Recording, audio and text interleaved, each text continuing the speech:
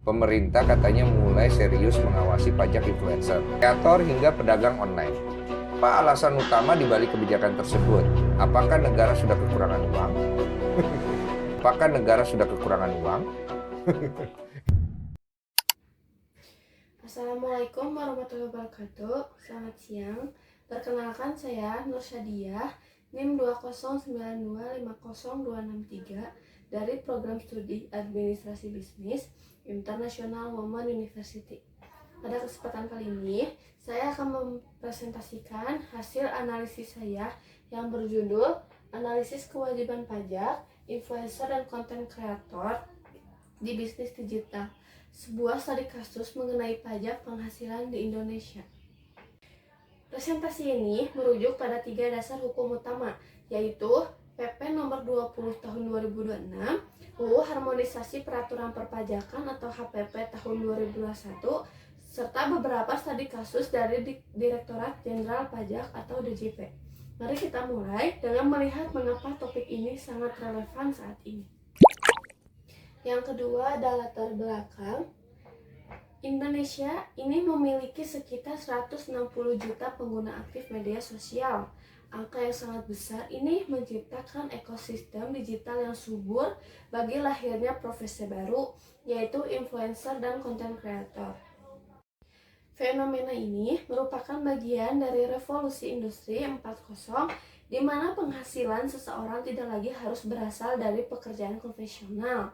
Para konten kreator kini memiliki peroleh penghasilan dari berbagai sumber, seperti AdSense YouTube, endorsement, program afiliasi, streaming, hingga penjualan produk digital.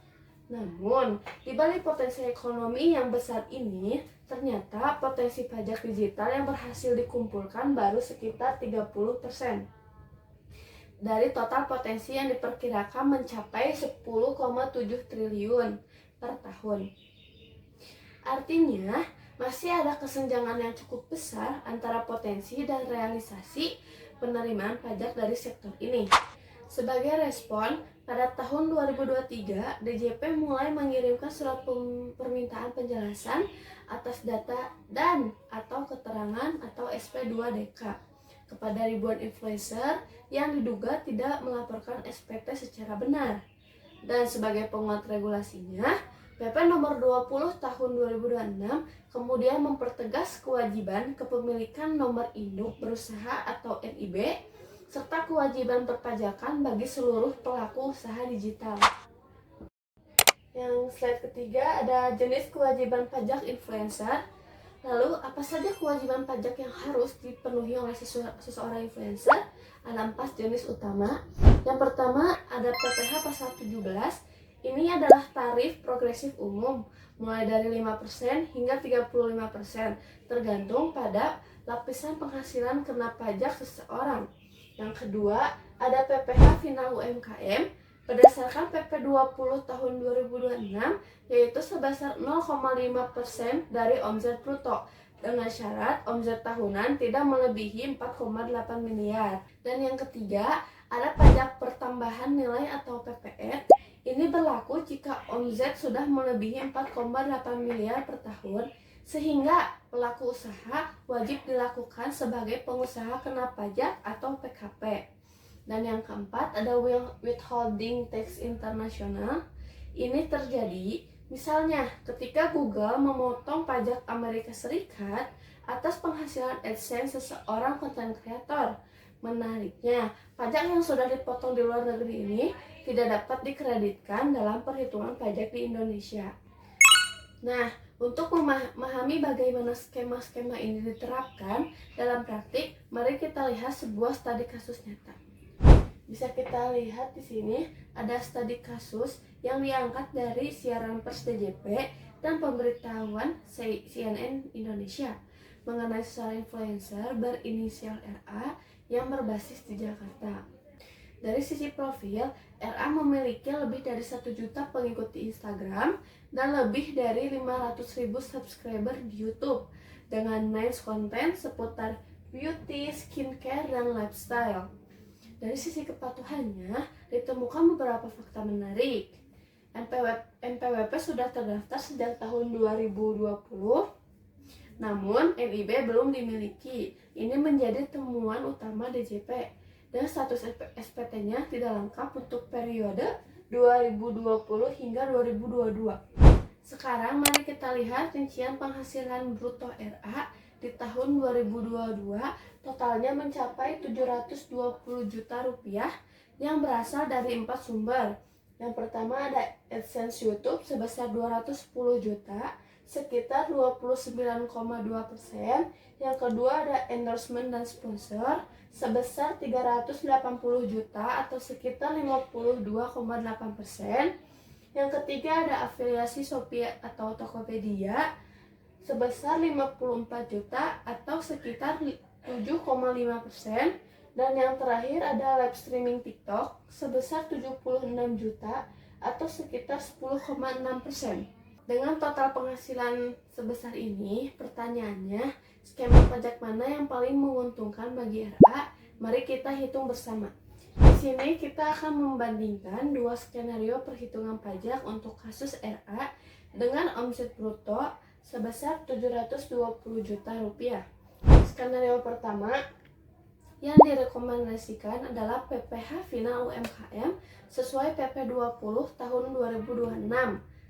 Omset bruto sebesar 720 juta dikurangi threshold bebas pajak sebesar 500 juta sehingga menghasilkan dasar pengenaan pajak sebesar 220 juta dengan tarif final 0,5%, maka total PPh yang harus dibayar hanya Rp1.100.000.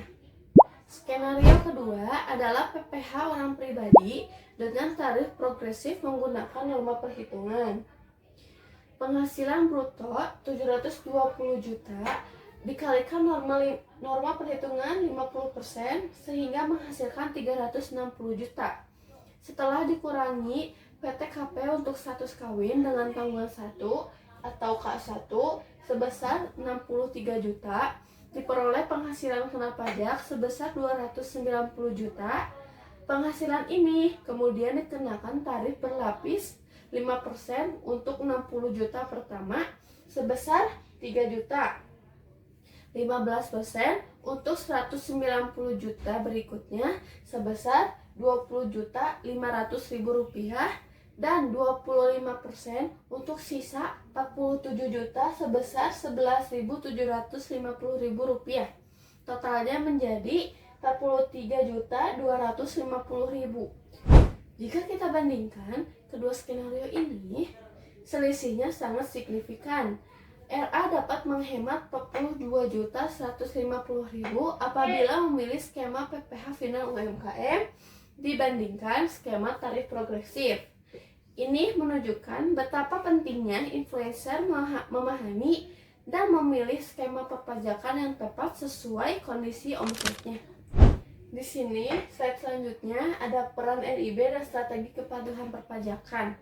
Selain memilih skema pajak yang tepat, ada satu hal penting lain yang wajib dimiliki, yaitu nomor induk berusaha atau NIB. Tanpa NIB, usaha seseorang influencer tidak diakui secara resmi, datanya tidak masuk ke sistem DJP, beresiko terkena sanksi, usaha legal, dan sulit membuka rekening bisnis. Sebaliknya, dengan NIB, usaha menjadi legal dan terdaftar di pemerintah. Data otomatis terhubung ke sistem DJP, mendapat perlindungan hukum, dan dapat membuka rekening bisnis dengan mudah. Dan kabar baiknya, pendaftaran NIB ini gratis melalui oss.go.id dengan proses hanya 1-3 hari kerja. Berdasarkan analisis ini, saya merangkum 5 strategi kepatuhan pajak yang dapat diterapkan oleh influencer. Yang pertama, ada daftarkan NIB melalui oss.go.id sesuai KBLI yang relevan seperti perikanan atau produksi konten. Dan yang kedua, lakukan pembetulan SPT melalui DJP online untuk memperbaiki laporan masa lalu sebelum diperiksa DJP. Ketiga, ada pilih rezim PPh final 0,5% selama omset masih di bawah 4,8 miliar. Yang keempat, pisahkan rekening bisnis dari rekening pribadi agar rekonsiliasi keuangan lebih mudah. Yang kelima, simpan dokumentasi lengkap seperti screenshot, invoice, dan bukti transfer minimal selama 5 tahun. Penting untuk dipahami bahwa ketidakpatuhan pajak bukan tanpa konsekuensi. Ada beberapa sanksi yang mengintai. Yang pertama ada sanksi bunga berdasarkan pasal 13 UU KUP sebesar suku bunga BI ditambah 15% per tahun dibagi 12 bulan maksimal 24 bulan atas pajak kurang bayar. Terus ada denda SPT terlambat sebesar 100.000 per tahun pajak yang terlambat dilaporkan.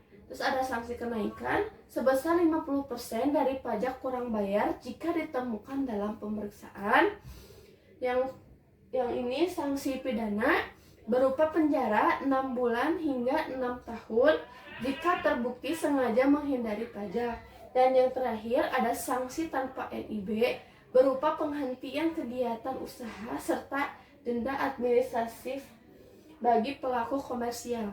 Dengan resiko sebesar ini, kepatuhan pajak jelas jauh lebih menguntungkan dibandingkan menanggung konsekuensi hukum di kemudian hari. Sebagai penutup, ada 4 pola kesimpulan dari analisis ini. Pertama, seluruh penghasilan influencer dari aktivitas digital adalah objek pajak yang wajib dilaporkan tanpa terkecuali. Kedua, PP 20 tahun 2026 memperkuat kewajiban kepemilikan NIB sebagai persyaratan administratif perpajakan digital.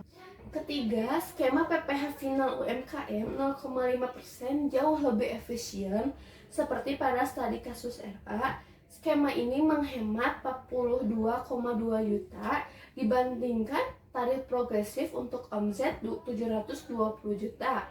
Keempat, ketidakpatuhan berpotensi menimbulkan sanksi finansial yang substansial bahkan hingga sanksi pidana.